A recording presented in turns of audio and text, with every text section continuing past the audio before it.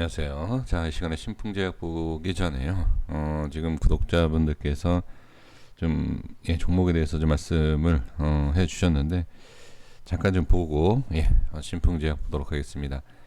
이 매드팩토는 전에도 제가 몇 번 말씀드렸는데 지금 계속 좀 고민을 하시는 것인지 일단은 간단하게만 말씀드려 보면, 자, 일단 흐름상, 그러니까 흐름이라는 게 뭐 추세 이런 것도 영향이 있겠지만 지금 반등이 제대로 나오지 못하면, 이전에도 아마 이런 말씀 드렸을 거예요. 반등이 나오지 못하면 이거는 계속 빠질 수 있는 흐름입니다. 그래서 중요한 것은 저점에 대한 꼭 지켜야 된다. 그러니까 저점은 무조건 지켜야 돼요. 그리고 저점이 이탈된다 하더라도 빨리 올라와야지, 그렇지 않으면 이거 계속 빠집니다. 빠지고 밑에서 올라오는 그런 그림이 나올 수가 있습니다. 그렇기 때문에 지금은 제가 뭐라고 말씀드릴 수가 없는 게 뭐냐면, 시장에 대한 것을 먼저 생각하셔야 돼요. 시장이 안 좋으면 기술적인 건 의미가 없습니다. 시장 자체가 매도 물량이 나오면 뭐 아무리 기술적으로 좋다, 좋은 자리다 하더라도 올라올 수가 없습니다. 그렇기 때문에 지금 일단 전 저점에 대해서 이탈 시, 그리고 뭐 시장이 회복이 된다라고 하면 다시 올라오는 이런 모습이 나와야지, 전저점을 깨는 모습에서 빠진다라고 하면 어디까지 빠질지 알 수가 없습니다.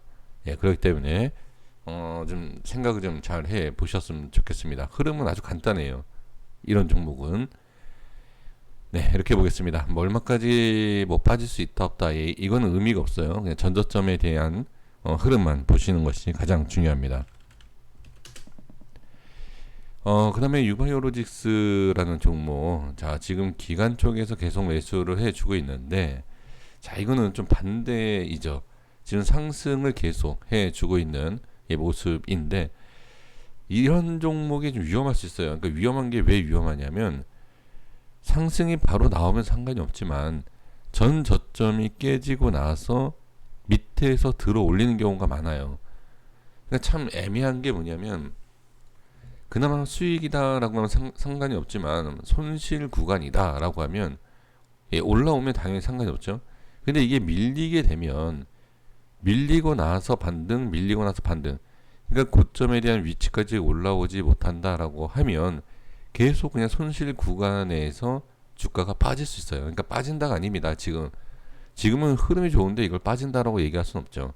하지만 만약에 이게 밑으로 빠진다라고 하면 어디까지 들고 가야 되느냐라는 것과, 그 다음에 확실하게 기준을 잡아야 되지 않나. 그러니까 예를 들면 저점을 이탈했을 때 뭐 손절한다든지, 반등이 나온다더라도 손절은 해야 되는 것이고, 그리고 좀 더 밑에까지 봐야 되겠다, 이런 전략이 필요합니다. 그래서 조금 아주 뭐라 그럴까요, 짧게 본다라고 하면 21선이 이렇게 올라오고 있고 60선이 올라오고 있지 않습니까?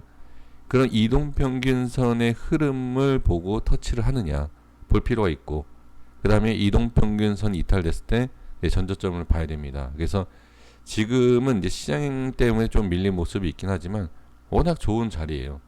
워낙 좋은 자리이고, 그리고 이제 또 상승 쪽이 나온다 하더라도 긍정적인 것과 부정적인 게 뭐냐면, 상승이 나와도 많이 못 올라간다, 부정적으로 보면. 긍정적으로 보면 이걸 뚫고 올라간다, 아니면 여기까지 올라온다 라고 하면 큰 수익을 볼 수 있겠죠. 그쵸? 근데 하지만 지금 상황에서 본다라고 하면 일단 단기 상승에 대한 것만 생각을 좀 하는 게 맞고요. 그리고 나서 이제 추가 상승이 나왔을 때 좀 크게 갈 수 있겠구나, 이렇게 생각을 하셔야 됩니다. 그러니까 지금 이미 큰 파동이 두 파동이 나왔어요. 이렇게. 그 여기에서 과연 한 번 더 나올까? 이런 좀 의심을 좀 해볼 필요가 좀 있습니다. 그래서 지금 흐름은 좋지만 이 흐름이 꺾였을 때는 이러한 모습이 나올 수 있다. 딱 지금 여기 딱 흐름이 여기, 이런 위치, 밀리면 여기, 그리고 돌파가 나오면 이런 자리가 되겠죠. 돌파 상승, 이렇게. 그렇죠? 이렇게 보시면 좋을 것 같습니다. 그러니까 이게 주식이 어려운 게 뭐냐면, 기준을 잡아야 될 자리, 내가 맞는 그 기준, 올라갈 거 알면은 뭐 손절 그런 게 필요 없죠. 하지만 그런 걸 알 수가 없기 때문에 어디까지 상승할지 알 수 없기 때문에 그 기준에 대해서 내가 아는 명확한 자리를 잡아야 된다. 이렇게 좀 말씀을 드리고 싶습니다. 자, 신풍제약 보도록 하겠습니다. 일단 수급은 개인과 외인이 동시 들어왔네요. 자, 어제 뭐라고 말씀드렸죠? 자, 수급이 물타는, 그러니까 혼합이 되는, 믹스가 되는, 그러한. 그렇게 되면 오히려 좀 뭐라 그럴까요? 일단은 방향성은 몰라도 이제 흐름에 대한 변동, 어떤 전환이 되는 그러한 출발이 될 수 있다. 이렇게 말씀을 드렸습니다. 물량을 먹었든지 올리기 위해서 먹었든지 아니면 빼기 위해서 물량을 던지고 나갔든지 그 작업은 보여요. 제가 봤을 때 그러한 모습이. 자, 그러면 이제 기술적인 차트의 내용을 말씀을 자세하게 좀 말씀드려보면, 자, 일단 갭 상승을 하되 뭐라고 말씀드렸죠? 이 위치에 대한 위로 올라올 것이냐, 밑에서 시작하면 뭐 한다고요? 올라올 때 저항이 생긴다. 그러니까 다시 말씀드리면 저는 방향성은 몰라요. 방향성은 모르지만 왜 저항이 생기고 왜 이런 모양이 나오는지는 알 수 있습니다. 이 모양이 나와서 제가 가격을 설정한 게 아니죠. 그러니까 가격을 설정했고 거기에 맞춰서 이런 모양이 나오면 일단은 이런 모양이 왜 나왔는지는 이해가 된다라는 거죠. 그럼 확실히 이 중요한 자리에서 아까 말씀드린 수급에 대한 변동과 아니면 뭐 물량을 받았던 던지던 이런 작업은 분명히 해야 돼요. 해야지만이 나갈 수 있고요. 해야지만이 올릴 수가 있습니다.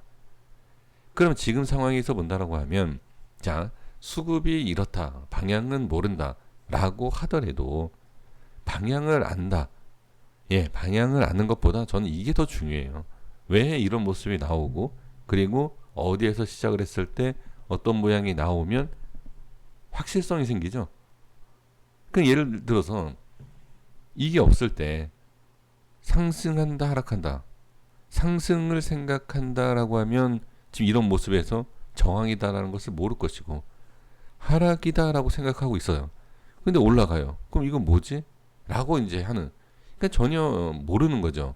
그러니까 그런 것보다는 흐름을 보고 이게 왜 이런 모양이 나오는지를 알면 다음에 대한 것과 이 흐름의 지금 위치에 대한 것을 이해를 할 수 있다. 그러면 일단은 이 라인을 제가 말씀을 드렸을 때 과연 저항이 생길까? 거의 다 지금 의문을 갖죠. 근데 지금 보시면 하나, 둘, 셋. 그쵸? 그리고 작업을 한다.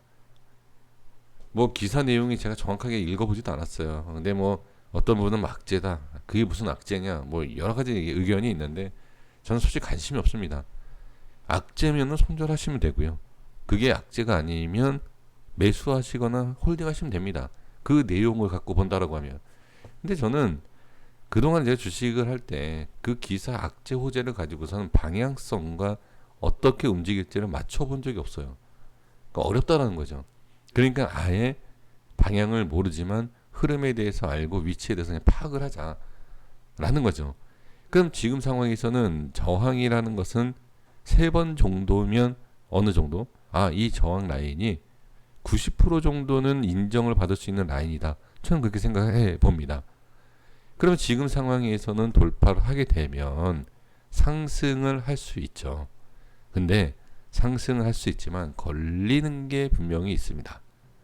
이게 걸리죠, 이게. 이게 걸립니다. 그러면 이거를 돌파를 할 때에 강한 슈팅이 나오면, 장중이 나오면 상승이겠다라고도 할 수 있지만 이 위치에 있어서 예를 들어서 상승이 나왔어요. 그럼 캔들을 벗어나려고 하는데 벗어나지 못한다. 그러면 역시 저항이구나. 이렇게 봐야 된다는 거죠. 그래서 지금 상황에서는 내일, 자 여기 보시면 월요일이죠. 일단은 67,200원의 시간 외에 가격이 있습니다. 그리고 이 이상의 시작이 될 수도 있고요. 그리고 이 이상의 시작이 아니어도 갭 상승을 해서 돌파를 시키면 돼요. 그럼 추가 상승이 나올 수 있다. 그러니까 지금 이 상황에서 여기서도 말씀드렸지만 그러니까 어디까지 어떤 모습이 나올지는 몰라도 손절은 일단 아니다라는 거예요. 매수도 아니고. 그쵸? 이해가 되시죠? 이제 어떤 내용인지. 그러니까 방향은 모르지만 아니 상승도 모르고 하락도 모르면서 왜 그러니까 손절을 치면 안 되느냐 이러한 내용 때문에 그래요. 그러니까 하나하나 이걸 뜯어보면 그러니까 상승이 조금이라도 나와서 어마어마한 손실이긴 하지만 5에서 10% 우리가 매매를 하시다 보면 우리 투자자분들이 제가 제일 좀 그런 게 뭐냐면 손절은 안 쳐요. 뭐 10% 빠져도 20% 빠져도 손절은 안 해요. 근데 수익은 2%, 3% 수익 나면 매도예요. 절대 수익이 안 납니다, 이거. 그럼 제가 말씀드리는 게 뭐죠? 손절은 과감하게 하려고 해요. 근데 제가 좀 전에 말씀드린 것처럼 2%, 3% 수익 내기 쉽지 않아요. 예를 들어서 손절을 치고 다른 종목 가서 2, 3% 수익 내겠다고 하는 것보다는 그냥 손실을 보고 있는 상황에서 5%든 10%든 상승이 나오면 손실을 줄이고 나오자라는 게 낫다라는 거죠. 더 빠지면 어차피 다른 종목에서 매매해봐야 손실 보는 거랑 똑같아요. 근데 지금은 이미 빠진 상태에서 물량을 들고 있는 거기 때문에 반등이 나오면 일단 기본적으로 매매 수수료가 덜 들잖아요. 그러니까 이런 거 좀 생각을 해 본다라는 거죠. 단순히 이것만 보는 것이 아니라 기다려 볼 수 있는 흐름이 읽혀지는 흐름이 아니다. 이거는 좀 정말 알 수 없다. 아예 알 수 없다라고 하면 정리를 하겠지만 그래도 흐름상을 우리가 이해할 수 있다라고 하면 충분히 버틸만 하다라는 거죠.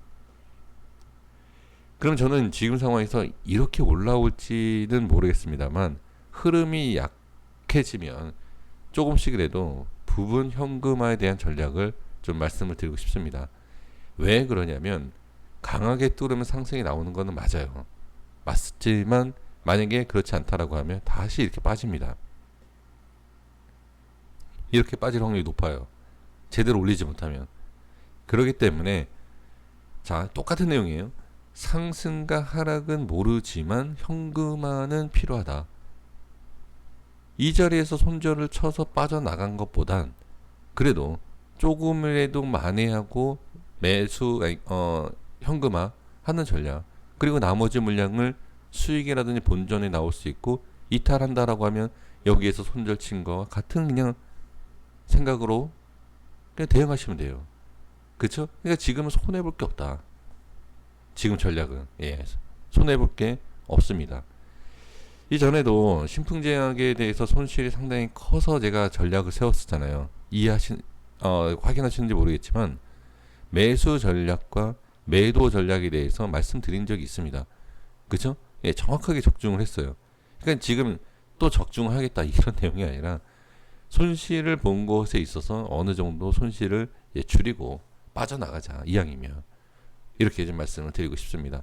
다시 한번 말씀드리지만 방향성에 대해서 제가 확실하게 말씀드리지 못하는 점, 그 점은 이해를 해 주시면 좋을 것 같습니다.